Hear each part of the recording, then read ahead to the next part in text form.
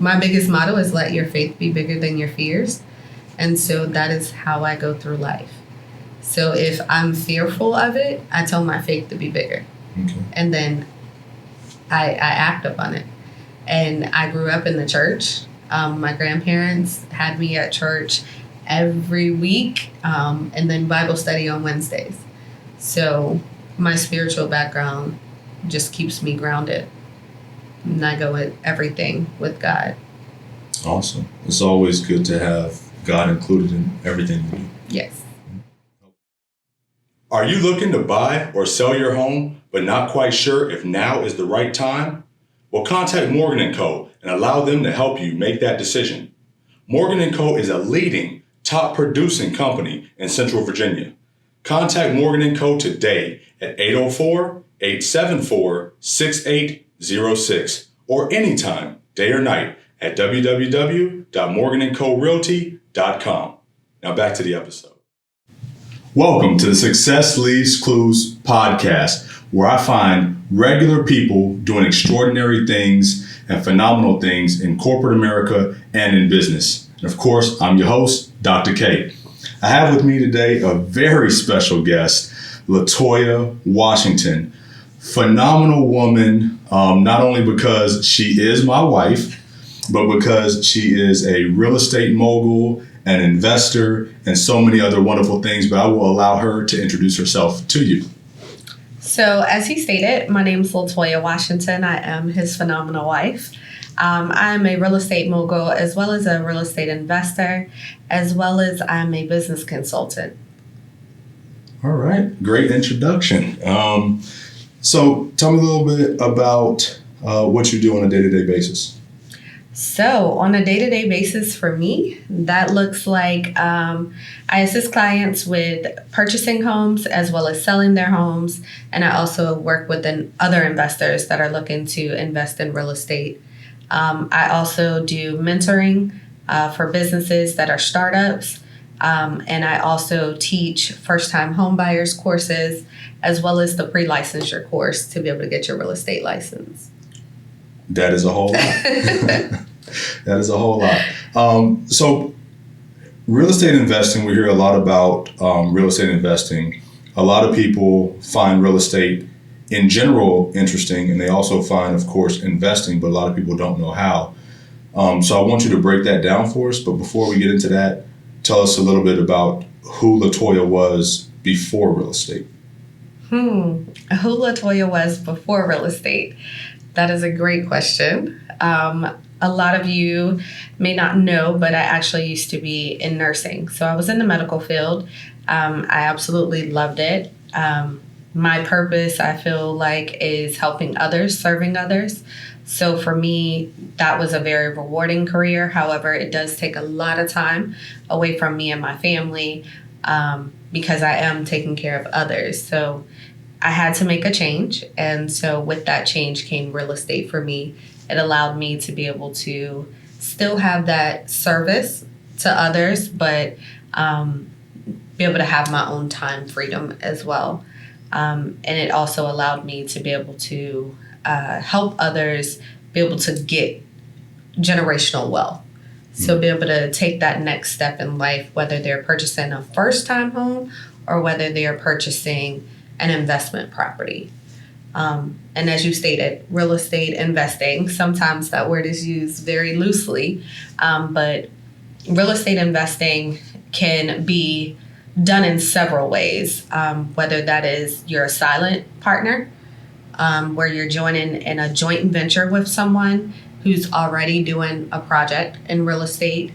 So maybe they are doing a rehab to a home, also known as a fix and flip, and they just have some money available that they want to put to work. And so they can be a silent partner where they've now just given some money to that investment and they're going to get a return on the investment once the property sells.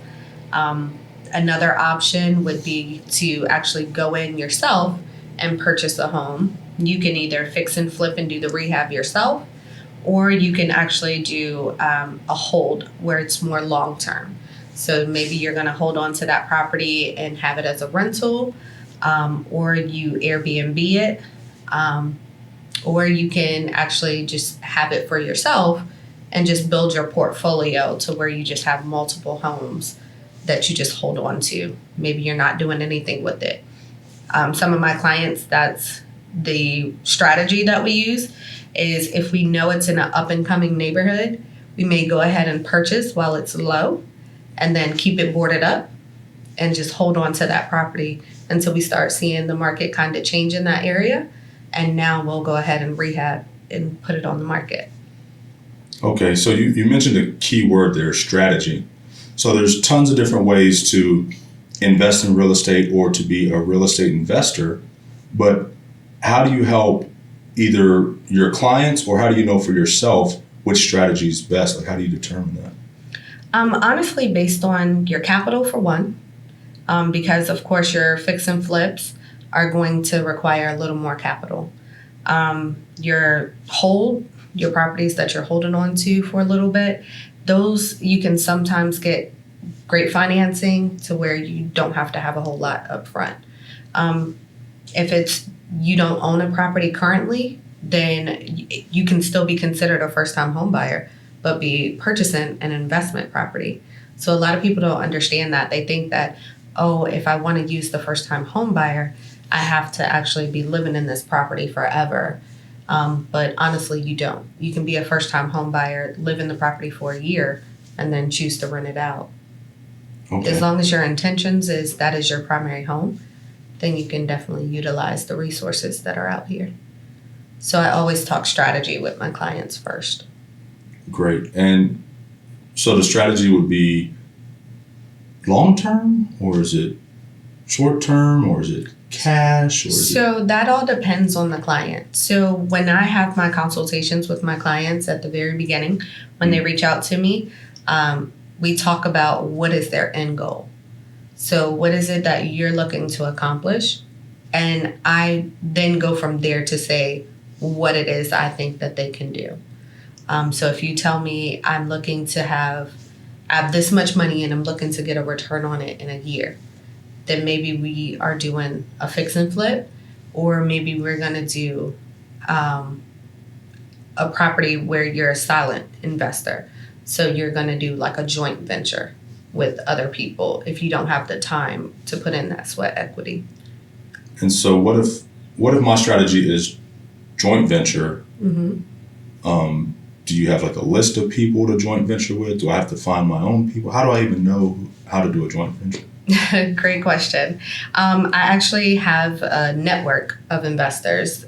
So me, myself, I'm an investor. And then, of course, I network with a lot of other investors who are looking to have someone be able to put in some capital. And they're willing to give you a return on that. Okay.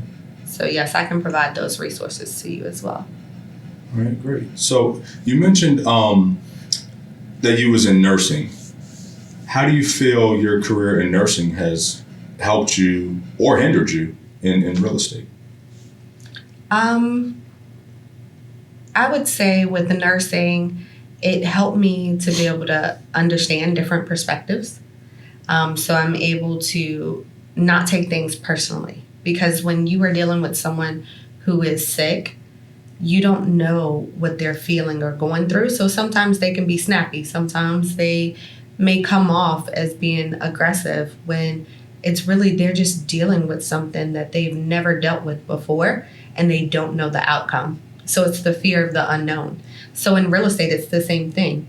When I'm dealing with a client who is looking to purchase a home and maybe they're looking to do a fix and flip, or they're looking to be a landlord and have a rental property that's going to be more of a long term, they don't know the unknown. So they're fearful.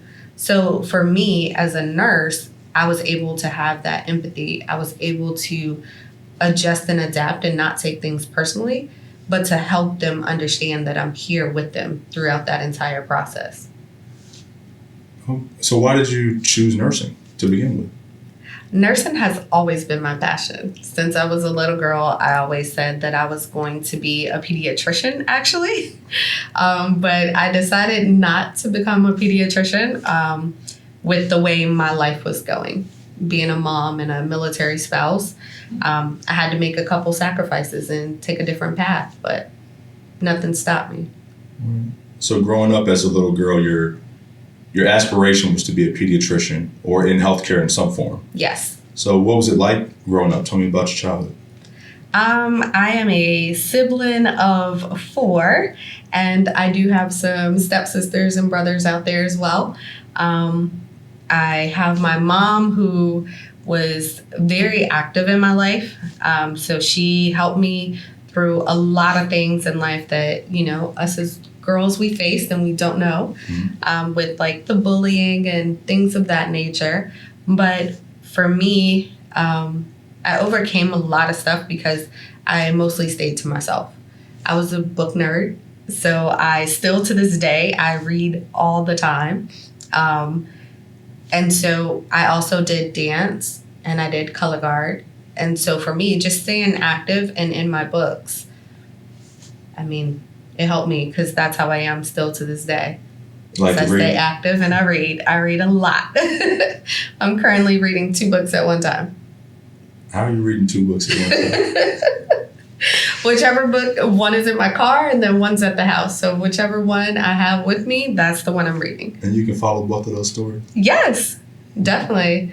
Because usually I try and mix it up. So one's a fun book and then one would be like development. Okay. Well, what 2 books are you reading now? Right now I am reading Feeding the Soul by Tabitha Brown. And then the other book is Rick Ross, Boss Up. Okay. Sounds like 2 good books. I know Tabitha's book recently came out, right? Yes. And is doing quite well. Yes, number one bestseller, New York Times, Auntie Tab. So are you enjoying it though? I am loving that book. It's great to be able to hear her story and the things that she had to overcome to get where she is now. And just knowing that she kept the faith and she didn't give up on her dreams. And look at where she is today. It's never too late. I read 2. I know a lot of the viewers probably read, but 2 books at one time, that's a lot of reading.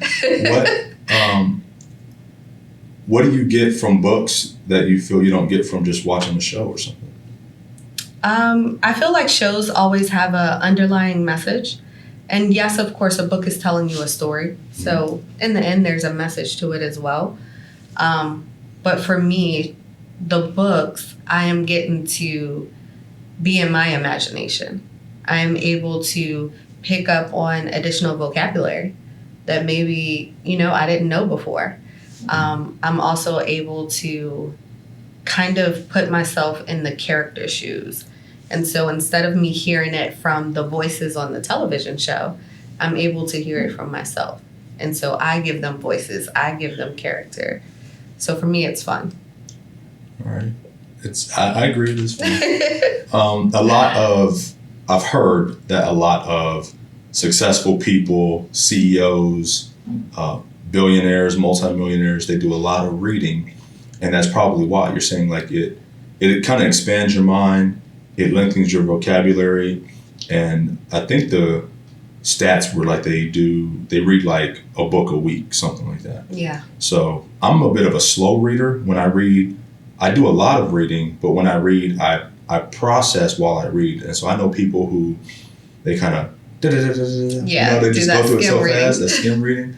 But I have to process each sentence and I kind of get it for the context that it's in. So that kind of slows me down. So it probably takes me about maybe 2 to 3 weeks to read a book where somebody else might read it in a week. So that's why I could never read 2 books at once. My goal is to read 40 books a year. Okay. So, yeah. And you have a book club too? I do. So I've started up a book club with some of my close friends. And so we read 1 book a month.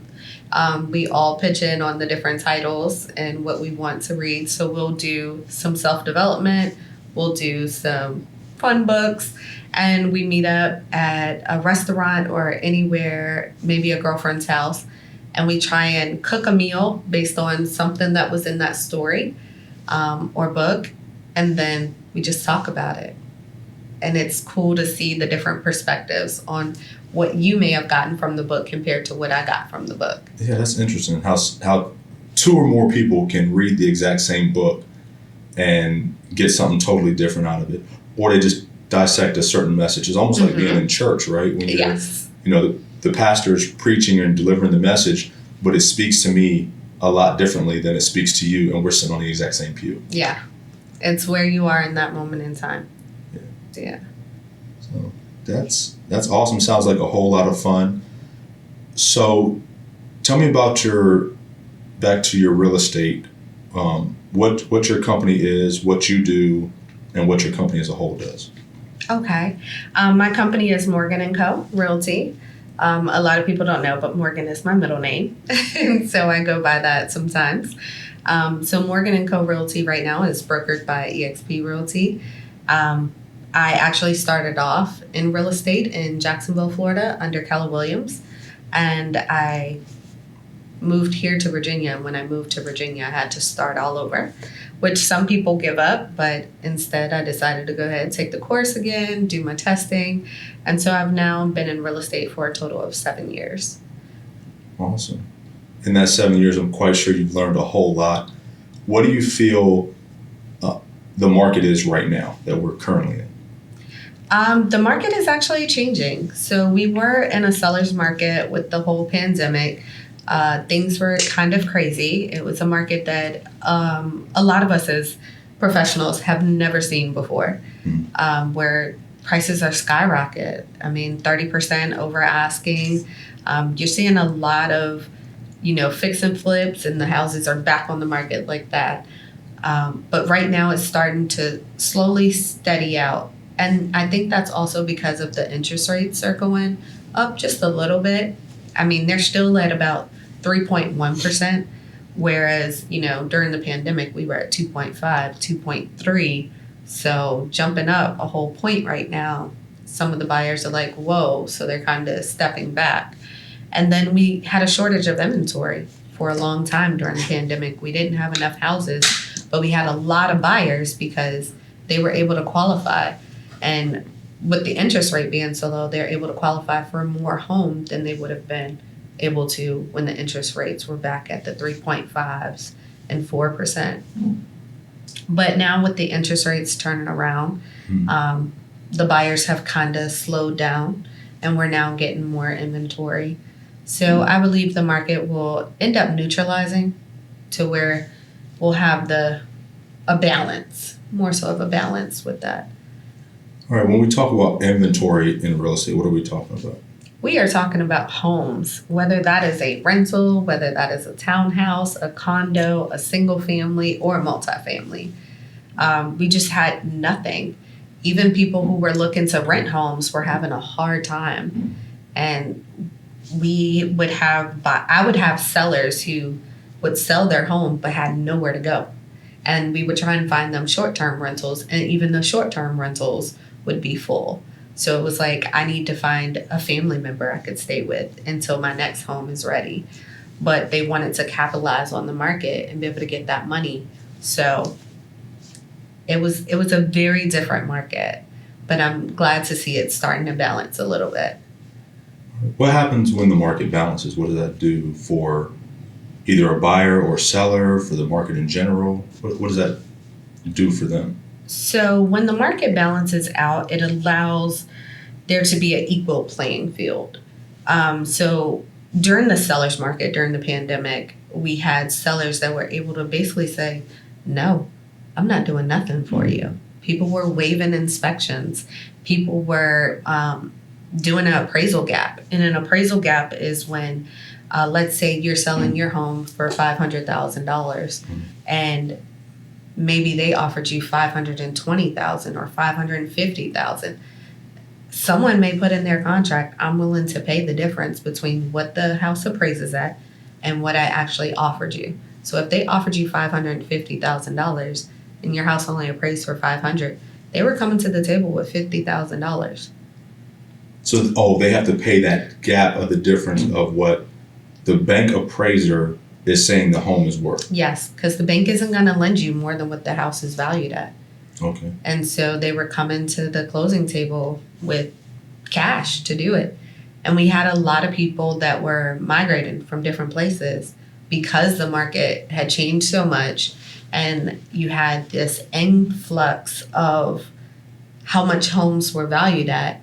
Then you had people coming from New York where the cost of living is a lot higher. They were going to Atlanta. They were going, people coming from Cali, going to Virginia or DC. And so with that, they have more cash available. So they're coming into the state and they're purchasing cash flat out, no financing. So with them, it was a lot easier. So you're having these bid wars, and bid wars is when it's more than one person trying to purchase a home. And so now the seller is having all of these offers presented to them, and they have to figure out which one best suits their goal and what they were looking for. But it's good to have options. Oh, yeah, it is good. Right. Do you think the market's going to crash because of the previous market that we were just in? You said it was a seller's market. People were making, outrageous offers on homes, or what I won't even say it was outrageous. What we saw as outrageous only because we weren't used to that type of purchase, right? Yeah. But that doesn't necessarily mean it was outrageous. Yeah. Some of them were outrageous. I will say that. I always told my clients going in, yes, I made a lot of offers that were over asking price. And I tell people, asking price is not necessarily what that house is valued at. Asking price, you have to understand as a realtor and a seller, you go in and you strategically price a house to put it on the market, because at the end of the day, our job is to make sure we get you the highest and best offer we can. Wait. Say that again. A house over asking. Say it again. Okay, so having a home, the asking price that's listed, that is not necessarily what the house is valued at. So realtors, we go in as a professional and we say, this is what the market is showing. We may price the house in the median range just so that we can get more buyers in to be able to see the house. Because our job to the seller is to make sure we get you the highest and best offer that we can for your home. So if I put a house on the market for $450, but I know that house could sell for $500, just because you give me $450 doesn't mean that somebody giving me $500, it's like, oh, that's outrageous. They gave $50,000 over asking. No, the house is actually valued at that. But we want it to be able to drive traffic in because it's marketing. We want to be able to get the most people to see the home and get those offers into them. So the price for that house, let's say, I'm going to use like a car dealership. So if I walk into a car dealership and I see a sticker on that car and it says $40,000. But then there's all these other, they have all the like features and amenities and add-ons for that vehicle. And then the vehicle ends up being worth $55,000. Yes. So, and then they may have some rebates and discounts. So the vehicle is worth the $55,000 because it has all of these features. Yes. But you're getting it minus those rebates. So somebody might say, well, I'm paying more than the $40,000, so I'm overpaying. But you're not overpaying. Yes. You're paying for those additional But they put things. that sticker price on there for marketing so that you can come in, you can say, okay, and it creates more interest. Exactly. Because if I take those features away, are you still interested in this car? No. Exactly. So the same thing in a house. If I bought a house and I've put work into it, so I've put granite countertops, I've changed out bathrooms, I've given you like a deck on the back, a patio, all these things are upgrades. All these things add value to the home. And so just because I'm listing at this price doesn't mean that that's actually the value of the house. So some people, we take a look at the market and we look at the comparables and try to make sure that they match up and what the market shows the prices are. Buyers are what makes the market. You guys determine what the prices are of homes. Right. We give value to the dollar. Yeah. So it's the same thing with the homes. And so I try and tell my clients going in, what's your strategy? How long are you looking to be in this house? And that's how we can determine what price point is reasonable. So yes, some of the offers that were out here were outrageous because some of them didn't plan to be in the home long. So they're never going to recoup that money. But if I talk to my clients and I know you're going to be in this home for 5 years, 10 years, you're going to get that money back plus some.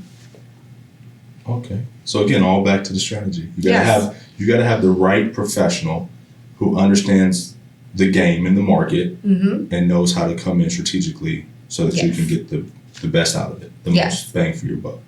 Absolutely. So how has your company been doing?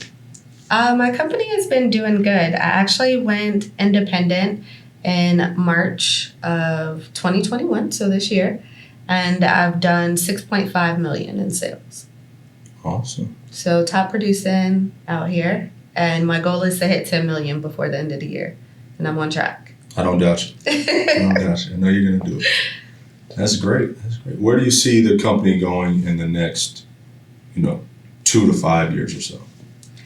2 to 5 years, I plan to have a brokerage, a team, where we have everything in-house. That is our mortgage team, our title team, and also being able to train and develop.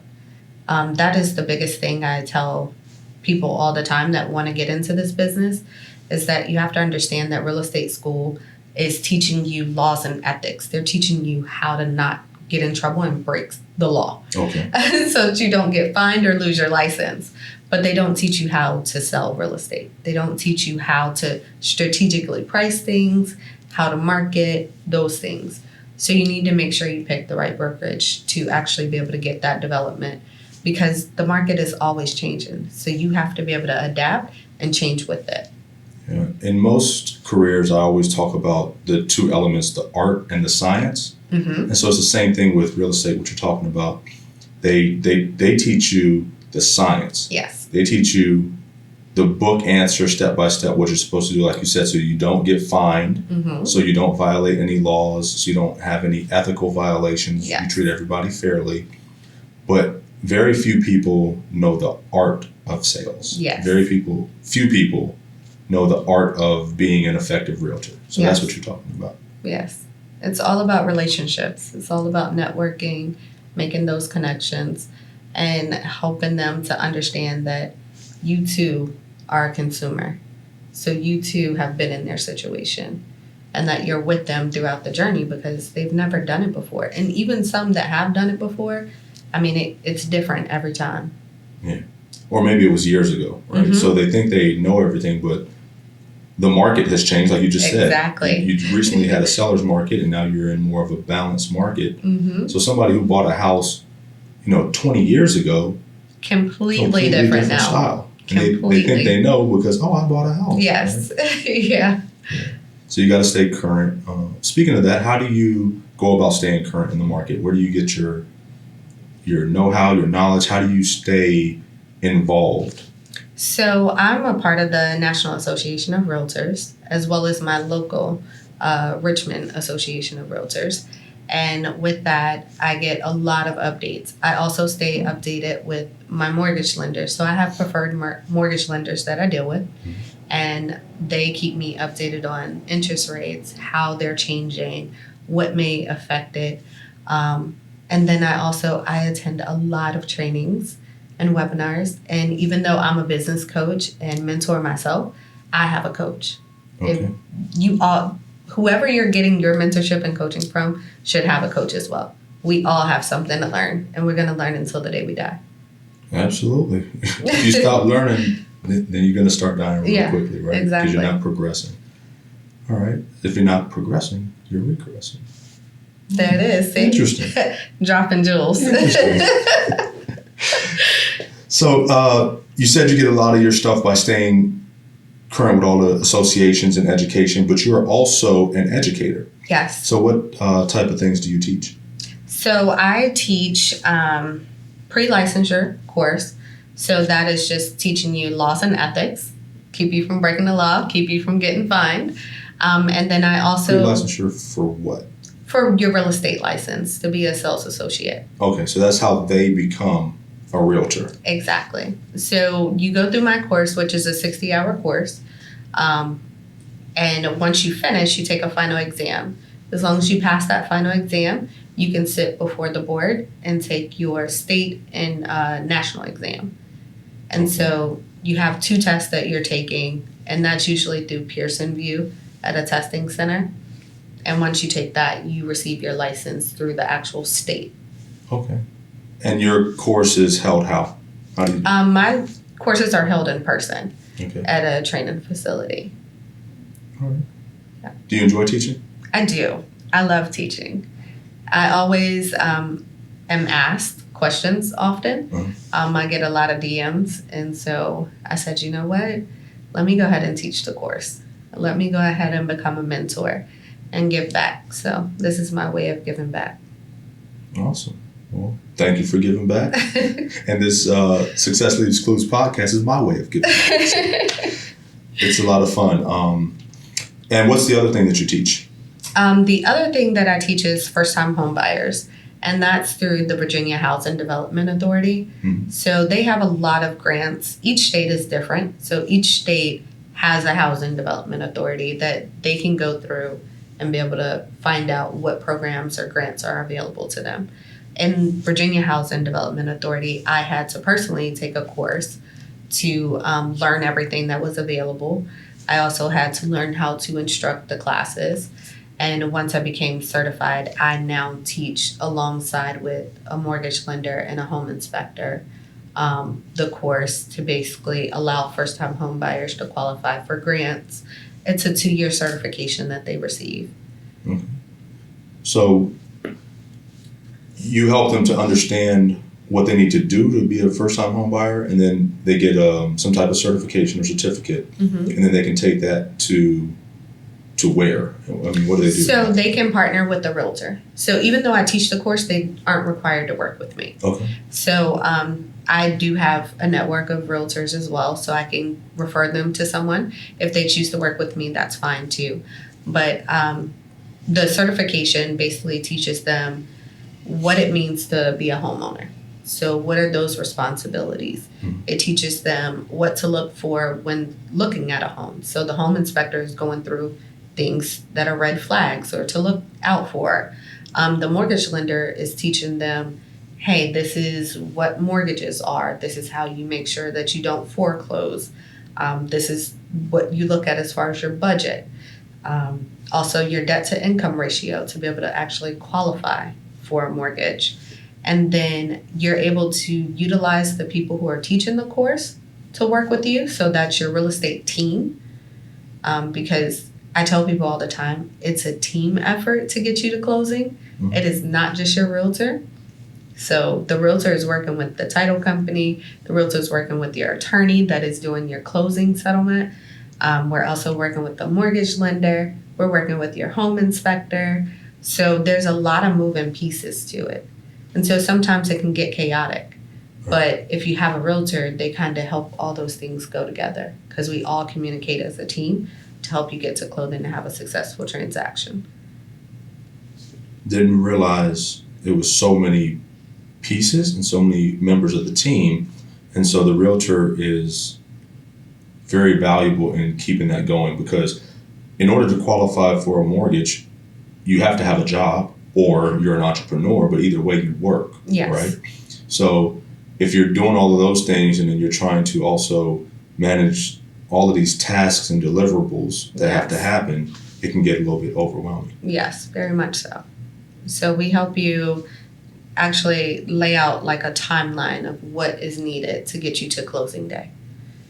And then we stay on top of it. So a lot of times, even if like you have a home inspector, maybe we do a home inspection and now you're waiting on the report. Not all home inspectors give you your report same day. So they may go back to their office, forget to send you that home inspection. Now you're trying to figure out where's my home inspection.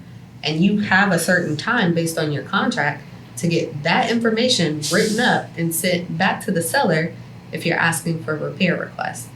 So there's a fine line on like when do we get it? How do we get it back to the seller and allow the seller to be able to respond to us before that deadline?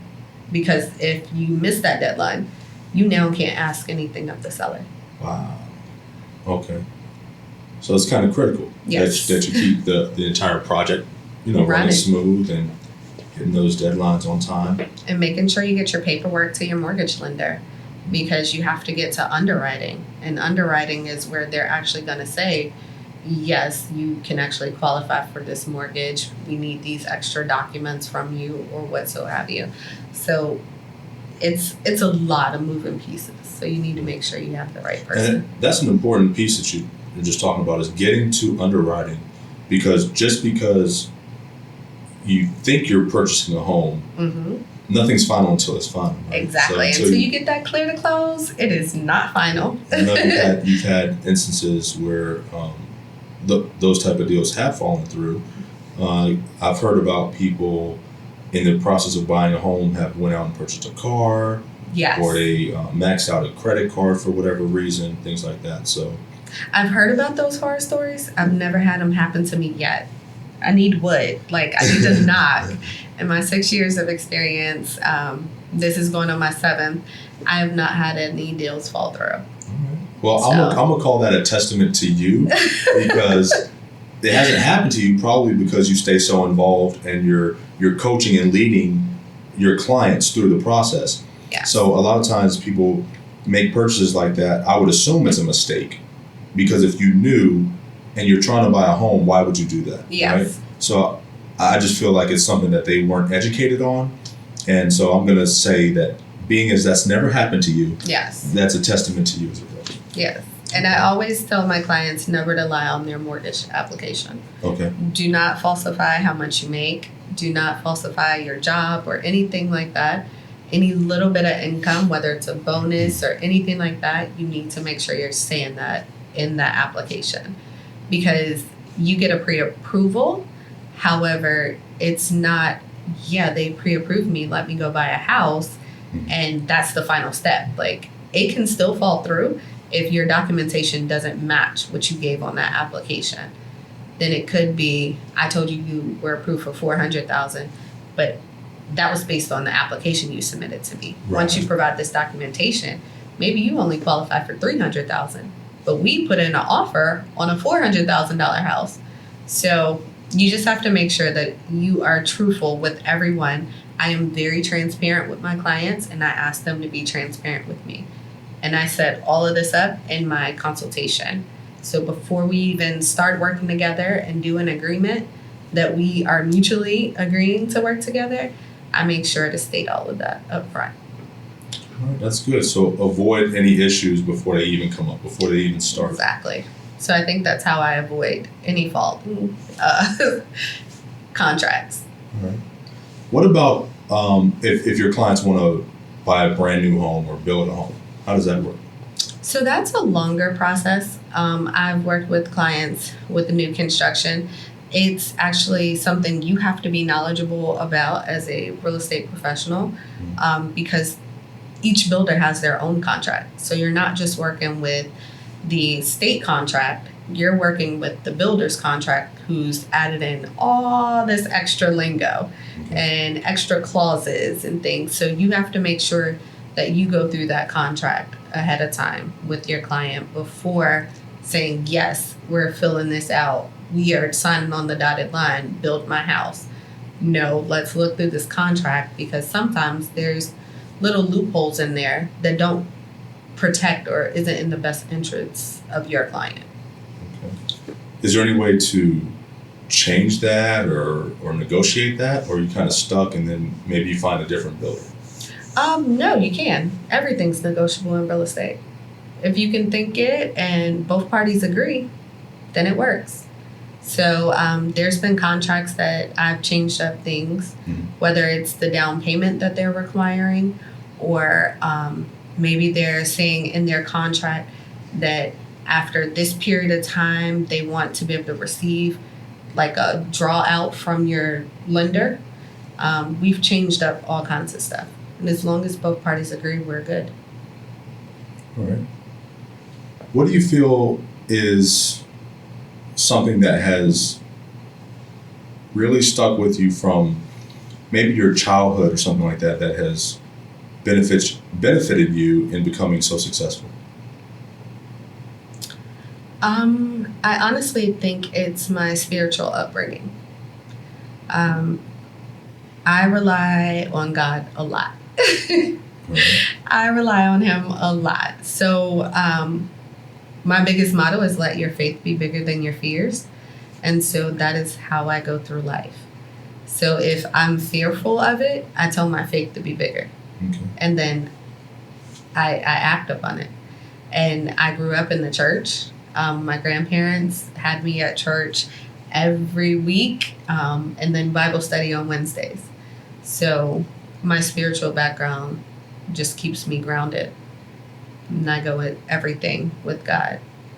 Awesome. It's always good to have God included in everything you do. Yes. Help you with your, like you said, your peace, and help you to, maintain focus and not be so distracted. Yes. What obstacles have you encountered throughout your career, not necessarily real estate, but any career that you've had, that you've basically just had to overcome, and how'd you overcome it? That's a great question. Obstacles I've had to overcome, a lot of times I have been the youngest in the bunch, whether that was in corporate America or now in real estate, that people don't take me serious. Or they don't think that I know what I know. They don't have any faith in me. And so to overcome that, I show them through my actions, by being a leader, by showing up and, not failing at something. Just my knowledge, the way I speak and the way that I show them that I can do this, regardless of my age. So that's happened to me in corporate America as well as real estate several times. I guess that can be something that really holds people back, because people do have a perception that younger people don't have experience. Yes. And so I guess the question for them is, where did you get the experience, or how did you know these things? Or how are you qualified to do that? Yeah. So you've had to prove that you're qualified many times. Oh, yes. A lot of times. And I just show my track record. So I show what I've done and how I've helped people through different situations. And then also with me being an educator, I can also show through testimonials. Excellent. So you've done a lot of sports, and I hear that a lot. So other people that I've talked to that are successful, a lot of it always starts with some kind of foundation in sports and athletics. When I was younger, I didn't really see that myself as such an impactful thing. I played just about every sport that you can name. My favorite was basketball, but I played just about every sport. And it does really have a large impact on you. Yes. I never thought it either at a young age. It was just something to get me out of the house. Yeah. Something to keep me active. But it definitely played a huge part in my life. From teaching you leadership skills to teaching you discipline, consistency, dedication. So, yes. And do you have any children? I do. So I have 3 kids. My oldest is Christopher. He's 22. I have Naziah. She is 16. And I have Malachi, who is 11. Okay. A wide range. Yes. Yes. How did having, but still having kids impact you in your career path and your career journey? I actually had my first kid at 18. So definitely changed up the trajectory of where I thought I was going. I was actually headed to college when I found out that I was pregnant. And so things had to change because I needed to figure out how was I now going to take care of this little one that I was bringing into the world. So I was already working. I've been working since I was 15. And so I just decided not to go to college right then and there. I did go to college after. I've done several years of schooling. However, also with a military spouse and traveling so much, you're having to change schools and restart. In this college not accepting this school's, curriculum or classes you've taken. So it was a lot of starting over for me at different phases. But it allowed me to be able to grow with my children, honestly. So they taught me a lot, and I've loved every moment of it. I don't regret any of it. And I realized that I just needed to go out here and do it, make it happen. And so that's what I did. You sure did. So a lot of people see, especially young adults, having kids and things like that as a hindrance. They are a financial drain. Yeah. They are a time and Yes. attention drain. So how do you balance that, and how did you not allow that to basically hold you back, but you allow that to propel you? Honestly, being a mom and having my children at a young age, I just made sure I told my kids that we had me time, Mm-hmm. we had family time, and then we have one-on-one time. And so that was how I taught them as they grew up. So they understood that if mom is saying, hey, right now is me time because I'm trying to read a book, or I'm trying to just get a moment with this wine glass, that, hey, it's me time. Mom's going to come to me in a moment, Okay. And so they understood that, because when it's their time and they're playing with their friends, or maybe they're playing with their toys and mom wants to hang out, it's, no, mom, it's me time. And then when it's family time and maybe we're watching a movie or doing something together, they understood, okay, this is family time. So then they didn't look at it as, oh, mom just don't want to be bothered with me. Right. Or, oh, mom's always telling me bye, doesn't want to be around me. No, they understood that in order to have a balanced life, that you have to be able to give yourself these moments. And so I think that actually has helped my kids in more ways than, others, because there's also me working as well. So when I was in the nursing field, I was working 12, 14-hour days. And so that was part of my reason for coming out of nursing, was because the kids were like, I never see you.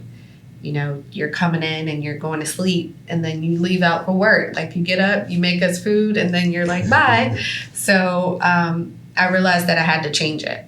Okay. Because I couldn't balance everything. Because if I'm at work and I'm feeling like these people need me, and we're short staffed, and they're like, can you work a double? And I'm like, sure, sign me up. But then I'm not thinking about my kids who are at home who also need me. Yeah. So it took me just learning how to balance things. And I still do that to this day. Even though I'm an entrepreneur, and entrepreneurship is actually harder than corporate America or the healthcare field, I still just have a balance. And I tell my kids still to this day, hey, I'm going to have me time. Or, hey, it's one-on-one time. Or it's family time. No, balance is great. I think balance is fundamental in anything you want to do, in life, whether it's the things that you eat, like you said, it's the time. A lot of people take their careers and they pour so much into their career, then they lack on the family side. Or you have somebody who just wants to hang out and party all the time, yes. And then their careers can't excel or their family deteriorates. So you have to be able to put just a little bit of you in each bucket. So that balance is very important. But people struggle with knowing how and when to balance, when to give, yes. And when to hold back and things like that. So how do you go about balancing your time? How do you know what bucket to put things in? I kind of just listen. When it comes to my spouse, my kids, I listen to what they say to me. Or their actions. If I notice that my kids are starting to get clingy to me as soon as I come in the house or something, then I realize that they're needing my attention. I've been too busy and I haven't poured enough in that bucket. So then I'll say, okay, hey, yes, I have so much stuff that I need to do, but how about this? I set my laptop to the side. We watch an 1.5-hour movie. I order pizza and let's hang out. It's family time. And so I try to just look at the actions. If I notice that on my client side, my workload is, building up and I'm getting behind in something, then it's okay, I'm spending too much time in one of these other buckets that I need to make sure that, okay, today is admin day where I'm sitting and I'm getting all of this done and this can be put to the side. So I try to prioritize like what needs to be done first. Okay. And then when it comes to my family, I just look at their actions and what they're saying to me. So I'm listening and trying to see how I can give. All right. I think I can see how you do that, and I think we can basically take away from that and learn from that. So one thing I love to do on the Success Leaves Clues podcast is I love to kind of think back over the conversation and recap and try to point out some of the clues that I found relevant during the conversation. Okay. And any of the audience or any of the viewers, if you found more clues, that's excellent. That's even better. There's no limit on, what you take from the conversation. Absolutely. But a couple of things that I heard you say most recently, obviously, is time management and balance. Yes. So that's a major, key to your success, and that's a definite clue that we have to take with us in order to be successful. You talked about not giving up, some stuff about like resilience and things like that happened in your life. Having kids at an early age, a lot of people can, just give up from that point, or, like you said, you were picking out different colleges, but, some would not take the credits from another college and things like that. And that can be, extremely discouraging, but you didn't allow that to hold you back. Of course, the things that you got from your upbringing in the church and your faith and things like that, and allowing your faith to drive you. Yeah. So I know one of the key elements of life, obviously, you got your five, pillars that you have to have, like you need food and water, things like that. So not necessarily faith, but whatever that, is your religious relationship, and some type of relationship there. So I appreciate you sharing that with me, and I appreciate you sharing that with the audience. I can't wait to see how the rest of this year ends out for you. I know you've got some major goals. Yes. I don't doubt at all that you're going to hit them. You're off to a fantastic start this year. I mean, $6.5 million. That's fantastic. It's phenomenal. And you're doing so many other things with your teaching, the different courses, with investing, and you said something about coaching, which I don't even think we got into. Yes. But we'll get there, and I will definitely put any contact for you down in the comments so that people can get to know the most amazing realtor in Virginia. So thank you for coming out, and y'all take those clues with you and go out and do something great today. Thank you for having me. Yeah, thanks for coming. Bye.